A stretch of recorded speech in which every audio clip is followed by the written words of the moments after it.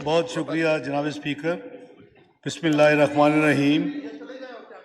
नहमदुहु व नसल्ली अला रसूलिल करीम। जनाब स्पीकर, मैं अपनी वाइंडिंग अप स्पीच का आगाज़ करने से पहले एक वजाहत करना चाहूँगा कि जब मैंने 15 फरवरी को इस मुअज़्ज़ज़ ऐवान में सप्लीमेंट्री फाइनेंस बिल पेश किया तो उसके फ़ौरन बाद मैं पार्लिमान के दूसरे मुअज़्ज़ज़ ऐवान यानी सेनेट चला गया और वहाँ भी यही बिल पेश किया। मेरे इस कदम पर एक मुअज़्ज़ज़ रुकन ने ये एतराज़ उठाया कि मैं फ़ौरन इस मुअज़्ज़ज़ ऐवान से क्यों गया। मैं सिर्फ़ अपने मुअज़्ज़ज़ दोस्त को ये रिमाइंड करवाना चाहता हूँ कि जब भी फाइनेंस बिल पेश हुआ या सप्लीमेंट्री फाइनेंस बिल पेश हुआ तो ये रूल्स में भी और ये रवायात में भी यही है हमारा कि फौरी तौर के ऊपर जो दूसरा हाउस इंतज़ार कर रहा होता है आप वहाँ जाके उसी चीज़ को ले करते और वहाँ पेश करते हैं। Tradition has been Mister Speaker के जो अपोजिशन या किसी भी साथी की जो तकारीर होती है वो अगले वर्किंग डे से होती है। जनरली जब बजट जुमे को पेश होता है तो फिर तकारीर मंडे को होती है।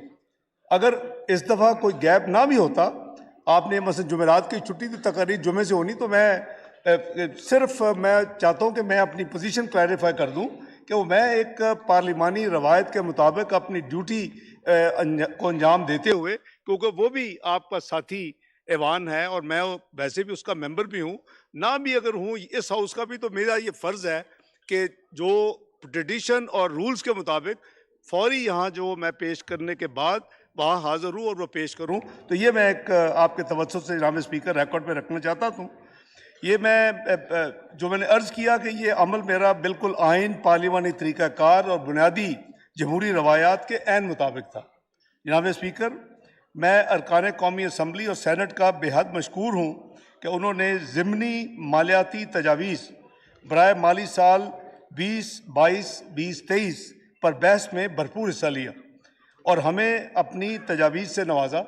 मैंने मुअज़्ज़ज़ अरकान के ख़यालात को भी सुना, मैंने उसको नोट भी किया और मुल्की मसरूफियात और ज़िम्मेदारियों के हवाले से जो मैं जुमे वाले दिन नहीं था तो उस वक़्त भी मेरे कॉलीग्स, मिनिस्टर ऑफ स्टेट और दूसरे लोग नोट्स ले रहे थे और वो मेरे इल्म में है और इंशाअल्लाह मेरी पूरी कोशिश होगी कि हम इन चीज़ों को अगर इस बजट में नहीं तो आने वाले बजट में इसको इंशाअल्लाह इनकॉर्पोरेट करेंगे और इसको हम रिस्पॉन्ड करेंगे।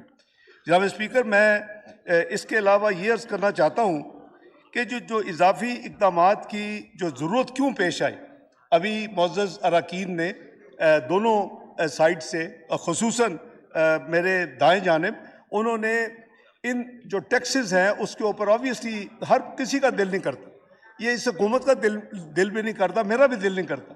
ये तो आप इनसे पूछें और मैं इनको बताऊं कि मैं कहाँ से कहाँ 10 दिन में हम पहुँचे हैं। मेरी जो साथी टीम थी इकोनॉमिक, हमने 10 दिन जनाब स्पीकर, हमने 10 दिन यानी डायलॉग किए हैं। आपने अखबारों में पढ़ा होगा 800 रुपये टैक्स आ रहे हैं, 700 रुपये टैक्स आ रहे हैं, पौने 700 रुपये टैक्स आ रहे हैं, को हकीकत को ज़्यादा डिफरेंट नहीं थी। और उसकी वजह मैंने अर्ज़ की थी अपने पिछली जब मैंने 15 फरवरी को अर्ज़ किया था कि उसकी वजह ये थी। अल्लाहु अकबर, अल्लाहु अकबर, अल्लाहु अकबर, अल्लाहु अकबर। अशहदु अन ला इलाहा इल्लल्लाह, अशहदु अन ला इलाहा इल्लल्लाह,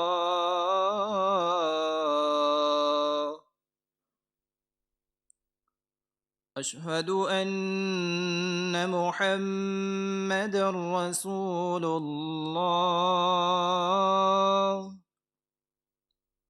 अशहदु अन्न मुहम्मदर रसूलुल्लाह।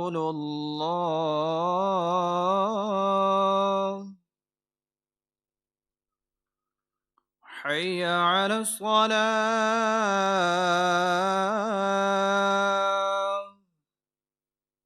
حي على الصلاة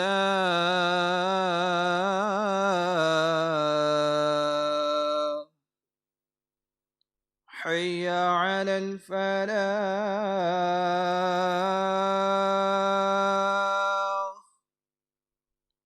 حي على الفلاح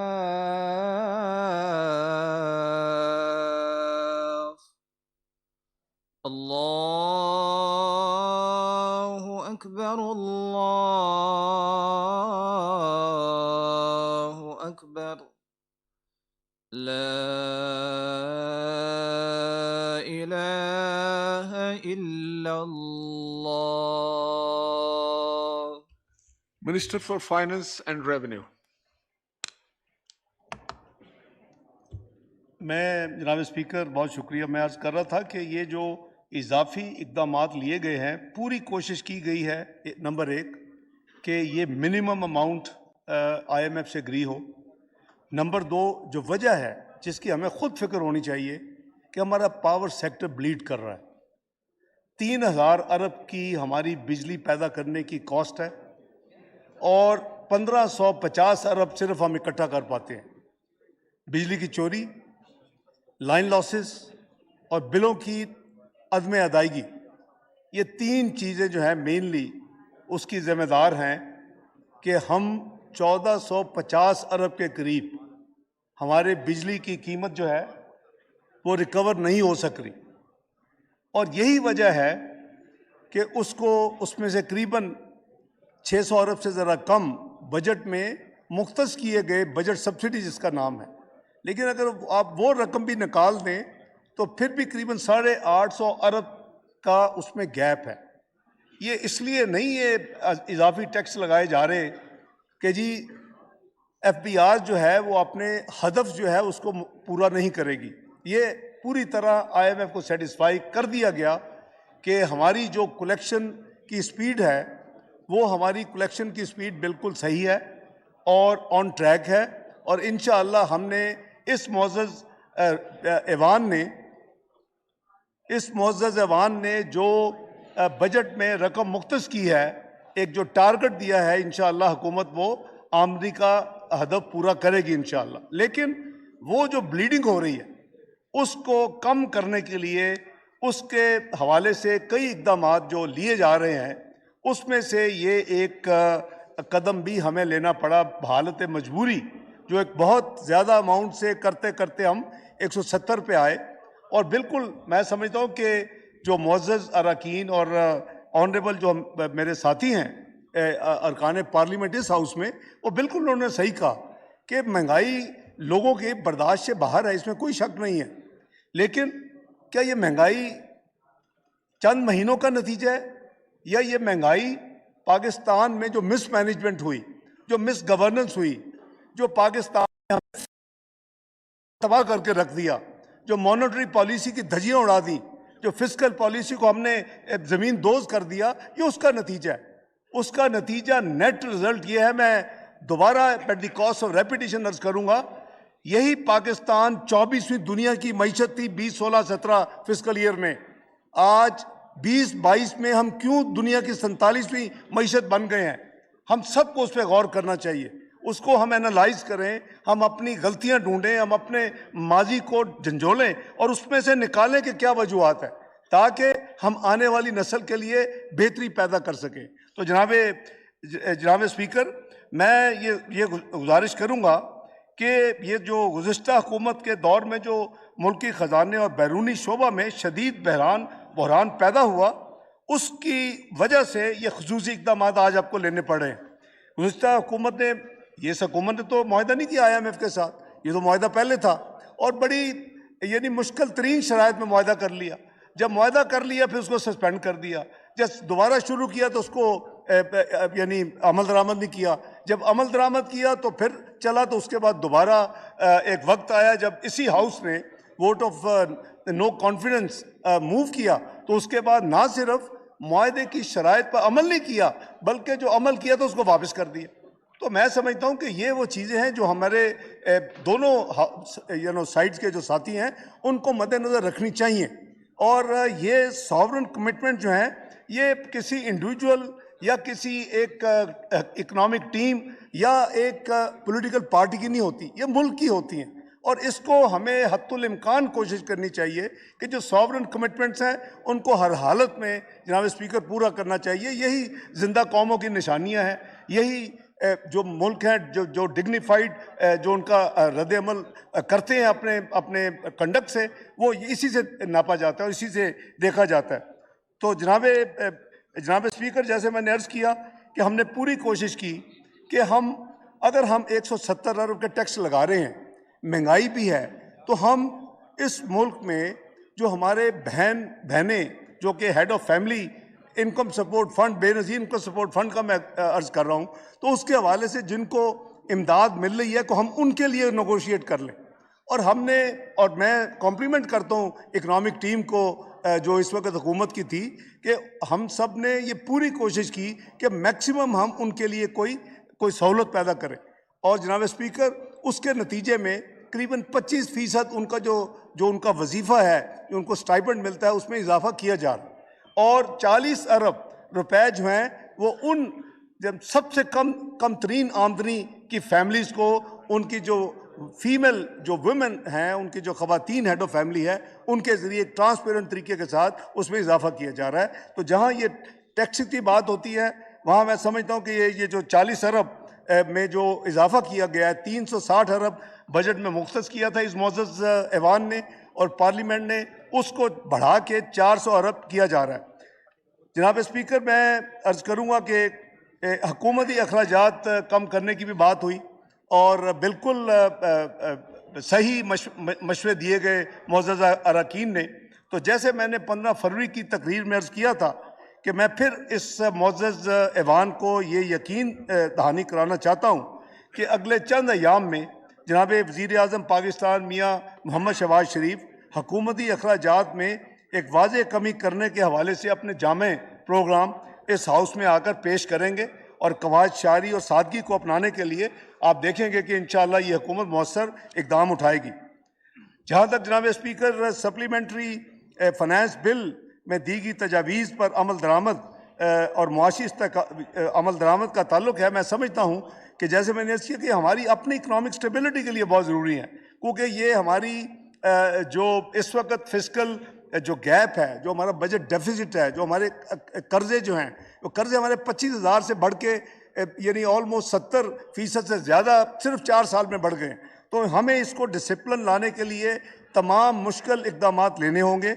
और मैं उन दोस्तों का भी शुक्रिया अदा करना चाहता हूँ जो दोनों हाउसेज में जिन्होंने बहस में हिस्सा लेते हुए कुछ तब्दीलियाँ और कुछ अमेंडमेंट भी तजवीज़ की।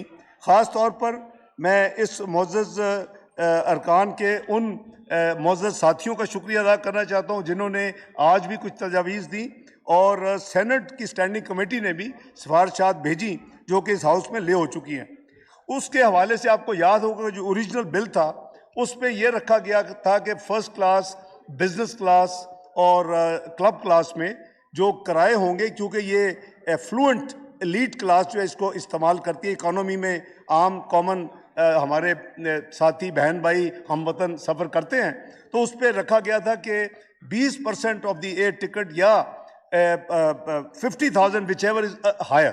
तो इस पर उनको रिप्रेजेंटेशन मिली सेनेट की फाइनेंस कमेटी को और उसमें उन्होंने आके जो सिस्टम इन्वोक है उन्होंने एक्सप्लेन किया कि ये अगर आप इसको आइदर और करेंगे तो सिस्टम उसको कैटर नहीं करता, तो आप मुख्तलिफ जो एरियाज़ हैं उसके हवाले से आप इसको फिक्स करें ताकि जो भी आपने करना है हुकूमत ने उसको फिक्स कर दे, क्योंकि अदरवाइज़ बहुत कन्फ्यूजन होगा। तो एक जो तजवीज़ अमेंडमेंट इसमें आ रही है वो इसी हवाले से है कि आयाटा के मुताबिक उन्होंने दुनिया में जो मेन 3 टीयर्स किए हुए हैं, जो एक टीयर 1 जो है वो Canada, north America and south America है, उसके ऊपर बिजनेस क्लब क्लास इनकी जो टिकटें हैं जनाब स्पीकर करीबन 18 से 20 लाख तक ये टिकट होती है, तो इसके ऊपर करीबन 2.5 लाख का फिक्स किया जा रहा है। ये एक अमेंडमेंट आज इस वाइंडिंग अप के ज़रिए मैं अर्ज़ कर रहा हूँ और मैंने उसकी बैकग्राउंड भी अर्ज़ कर दी है। इसी तरह टीयर टियर 2 जो है TCA2 वो मिडल ईस्ट और अफ्रीका है। इनकी जो टिकटें हैं करीबन 5 लाख की रेंज में होती हैं। इसके ऊपर करीबन 75,000 रुपए की फिक्स जो है वो फिक्स FED जो है एक्साइज ड्यूटी लगाई जा रही है। इसी तरह जो टियर 2 जो है यूरोप का A और B, यूरोप का जो है उसमें जो टिकटें हैं हम सबको पता है कि 8 से 10 लाख की होती हैं। उसके ऊपर जो फिक्स अमाउंट किया जा रहा है तजवीज़ है वो 1.5 लाख की है। और जो आखिरी टियर है वो हमारा जो फार ईस्ट, ऑस्ट्रेलिया, न्यूजीलैंड और पैसिफिक आइलैंड्स वो टियर 3 है। ये आयाटा के यानी ये कैटेगरीज गूगल पे जाके सब देख सकते हैं, तो उसी के मुताबिक ताकि कन्फ्यूजन ना हो तो उसमें फार ईस्ट है जैसे मैंने अर्ज़ किया, ऑस्ट्रेलिया, न्यूजीलैंड, पैसिफिक, इनको 1.5 लाख वो उस टिकट पे उसको यानी फिक्स किया जा रहा है। तो फिक्स करने का सिर्फ वजह ये थी कि एक तो सेनेट की कमेटी ने इसको तजवीज़ किया और दूसरा प्रैक्टिकल रिप्रेजेंटेशन आई उनके पास और उन्होंने सारी शेयर की इकोनॉमिक टीम के साथ कि जी वो कहते हैं कि अगर आपने परसेंटेज रखी तो वो हम कर ही नहीं सकते, उसको मैनेज नहीं कर सकते। तो एक अच्छा उसमें अमेंडमेंट हो चुकी है जनाब स्पीकर। इसके साथ ही जनाब स्पीकर शेयर्स के कारोबार पर इब्तदा में टैक्स डिडक्शन करने की शिक को हज़फ करने की तजवीज़ दी है। इस तजवीज़ से इसलिए इत्तफाक नहीं किया जा सकता कि शेयर्स के कारोबार से हासिल होने वाली आमदनी पर बाज़ औक़ात टैक्स अदा नहीं किया जाता, इसलिए इब्तदा में टैक्स मिन्हा कर लेने के बाद कौमी ख़जाने को नुकसान से बचाया जा सकता है। मैं ये भी बताना चाहता हूँ कि ये एडजस्टेबल टैक्स है और इसलिए अगर टैक्स दहिंदा पूरी टैक्स अदायगी करता है तो ये टैक्स उसके लिए कुल वाजिबुल अदा टैक्स में शामिल किया जाता है और इस पर कोई इजाफी टैक्स बोझ नहीं पड़ता। ज़िमनी मालियाती बिल के ज़रिए हुकूमत ने स्टॉक एक्सचेंज के बाहर शेयर्स की फ़रोख्त पर एडवांस विद होल्डिंग टैक्स 10% की शरह पर आयद करने की तजवीज़ दी है। कानून में कुछ टेक्निकल तरमीम की जा रही हैं ताकि इसका इतलाक सिर्फ़ और सिर्फ उन शेयर्स की खरीदो फरोख्त पर हो जो स्टॉक एक्सचेंज पर ट्रेड नहीं होते, यानी जो नहीं होते उनके ऊपर इतलाक होगा। एक और जो तजवीज़ जो अमेंडमेंट्स और जो 3 की जा रही हैं मेन, उस पर एक सिगरेट के ऊपर FED के हवाले से भी मैं अर्ज़ करना चाहता हूँ कि ज़िमनी मालियाती बिल यानी सप्लीमेंट्री फाइनेंस बिल जो 15 फरवरी को पेश हुआ था, उसके ज़रिए हुकूमत ने सिगरेट पर ड्यूटी बढ़ाने की तजवीज़ दी थी। लिहाजा टैक्स अवॉइडेंस को रोकने के लिए कानून में एक शिक का इजाफा किया जा रहा है। इसकी तजवीज़ यह है कि हर सिगरेट ब्रांड अपनी उसी कैटेगरी के मुताबिक ड्यूटी की अदायगी करेगा जो फाइनेंस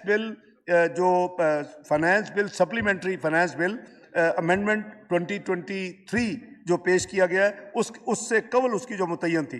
जनाब स्पीकर, मैं इसके साथ ये अर्ज़ करूँगा कि दिल की गहराइयों से मैं मशकूर हूँ, दोनों हाउसेस ने अपनी इनपुट दी है। इसमें बहुत उम्दा तजावीज़ हैं जो कि मैं समझता हूँ कि जो एक्सरसाइज करीबन शुरू हो चुकी है अगले फाइनेंस बिल के लिए, वो लॉन्ग टर्म एक्सरसाइज नहीं है, वो मीडियम टर्म एक्सरसाइज है।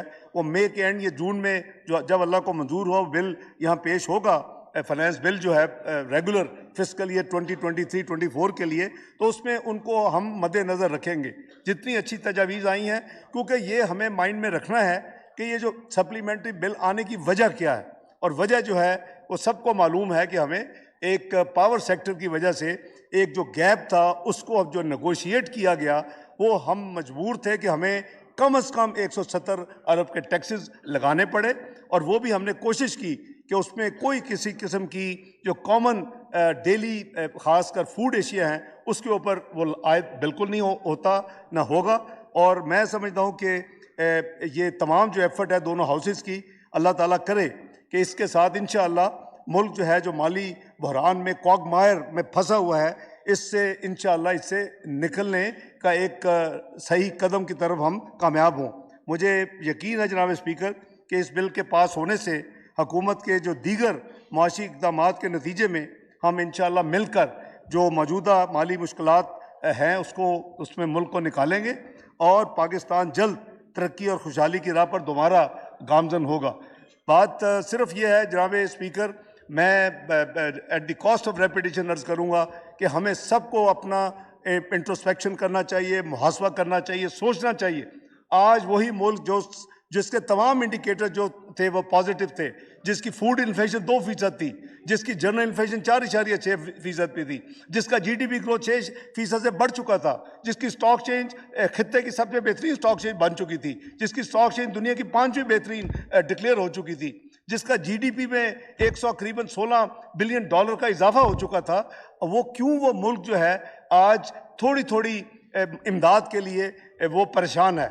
उसकी वजह ये है sum total of the flawed, incompetent, miss governance, और उसका नतीजे में जो इस मुल्क की मईशत जो 24वीं दुनिया की मईशत थी 47वें नंबर पे आई है, ये सब उसका हमारे सामने है। मैं एपॉलिटिकल होकर बात कर रहा हूँ, इसमें कोई सियासत नहीं है। हमें सबको देखना चाहिए कि हमने क्या गलतियाँ की हैं, हम उसको करेक्ट करें, पाकिस्तान को दोबारा उस डगर पे लेके जाएं। हम तो प्रोजेक्टेड थे कि हम दुनिया की G20 में शामिल होने जा रहे हैं। ये तो मैं नहीं कह रहा, ये प्राइस वाटर हाउस कूपर जो है दुनिया का सबसे यानी रिकग्नाइज अदारा, उसने पाकिस्तान को ये कहा था कि G20 में 2017 में, उन्होंने 16-17 में कहा कि ये G20 में शामिल हो रहा है। क्या अच्छा होता कि हम उसको जितनी जल्दी हम उस प्रीमियर क्लब में ज्वाइन करते। हम एक अल्हम्दुलिल्लाह एटमी कुव्वत हैं, हम एक मिसाइली कुव्वत हैं, और अगर हम मुआशी कुव्वत बन के उस G20 में बैठे होते तो आज हमारी ये जो डीलिंग होती वो कुछ मुख्तलिफ होती। बहरहाल it's never too late, we should try hard जनाब स्पीकर, और इंशाअल्लाह मिल के हम इस मुल्क को दोबारा उसी डगर पे, तरक्की के डगर पे चलाएंगे, और इंशाअल्लाह पाकिस्तान तरक्की करेगा। आपका बहुत शुक्रिया। पाकिस्तान जिंदाबाद। Thank you. Now I put the motion to the House